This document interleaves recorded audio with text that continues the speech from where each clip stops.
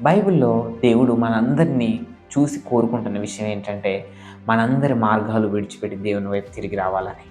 మనమందరం సాతాను ద్వారా మోసపోతూ, దేవుడు మన కోసం చేసిన పనిని అంగీకరించట్లేదు కాబట్టి, ఈ రోజుకి నిత్య జీవాన్ని ఎలా పొందుకోవాలని మన హృదయంలో ఎంతో ఆందోళనతో మనం జీవిస్తా ఉన్నాం. మీరు ఆలోచించండి. మనిషి ప్రయత్నాల ద్వారా నిత్య జీవం వచ్చినట్లయితే, యేసయ్య భూమి మీదకి రావాల్సిన అవసరం ఏముంది? ఈరోజు యేసయ్య మనందరి కోసం ఆయన ప్రాణాలని సిలువలో పెడతా ఉన్నాడు. ఈరోజు మన హృదయాల్లో దాన్ని మనం అంగీకరించినట్లయితే, యేసయ్య మాటను మన హృదయంలో పొందుకోగలిగినట్లయితే, మనం అందరం కూడా నిత్య జీవాన్ని పొందుకోగలుగుతాం. ఆదికాండం 1 అధ్యాయంలో మనం చూస్తూ ఉన్నాం. పై జలాలు, కింది జలాలు వేరు చేయబడతన్నాయి.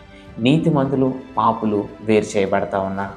దేవుడు ఈరోజు మనందరి హృదయాల్లో స్పష్టంగా ఇవ్వాలనుకుంటున్న ఆయన యొక్క స్పష్టమైన దర్శనం ఒకటే. అదేంటంటే, దేవుని యొక్క మాటని మనం అంగీకరించే వ్యక్తులుగా ఉండాలని.